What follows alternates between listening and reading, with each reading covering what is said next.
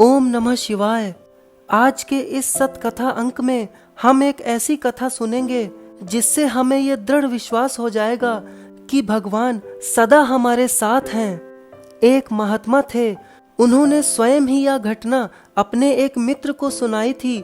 वे बोले, मेरी आदत है कि मैं 3 बजे उठकर ही शौच स्नान कर लेता हूँ और भजन करने बैठ जाता हूँ। एक बार मैं वृंदावन के समीप ठहरा हुआ था।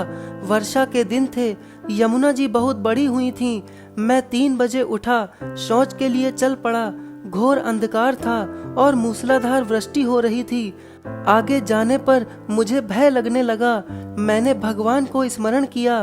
तुरंत ही मुझे ऐसा लगा कि मानो मेरे भीतर ही कोई अत्यंत मधुर स्वर में बिल्कुल स्पष्ट मुझे कह रहा हो, डरते क्यों हो भाई, मैं तो सदा ही तुम्हारे साथ रहता हूँ। जो मेरा आश्रय पकड़ लेता है उसके साथ ही मैं निरंतर रहता हूँ। बस यही सुनते ही मेरा भय सदा के लिए भाग गया। अब मैं कहीं भी रहूं, मुझे ऐसा लगता है कि भगवान मेरे साथ हैं। हाँ, उनके प्रत्यक्ष दर्शन नहीं होते।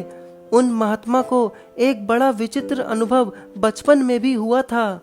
एक महात्मा थे, वे सर्वत्र घूमा करते थे, कहीं एक जगह टिक कर नहीं रहते थे। हाँ, उनके मन में एक इच्छा सदा बनी रहती थी, कहाँ जाऊं कि मुझे भगवान के प्रत्यक्ष दर्शन हो जाएं। इस प्रकार 15-20 वर्ष बीत गए पर भगवान के दर्शन नहीं हुए। एक दिन उनके मन में आया, चलो गिरिराज के पास चलें, वहां तो दर्शन हो ही जाएंगे। इसी विचार से वे जाकर गिरिराज की परिक्रमा करने लगे। एक दिन वे थक कर बैठे थे, एक पेड़ की छाया में विश्राम कर रहे थे। इतने में देखा कि श्री राधा कृष्ण एक झाड़ी की ओट से निकलकर चले जा रहे हैं। देखते ही महात्मा की विचित्र दशा हो गई, किंतु इतने में ही न जाने कहां से 2 बंदर लड़ते हुए महात्मा जी के बिल्कुल पास में ही कूद पड़े। महात्मा जी का ध्यान आधे क्षण के लिए न जाने कैसे उधर से हटकर बंदर की ओर चला गया। इतने में तो प्रिया प्रियतम अंतर ध्यान हो चुके थे।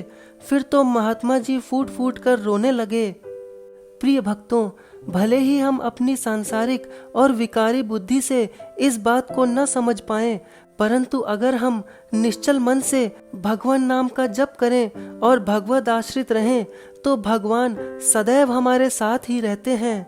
जय श्री राम।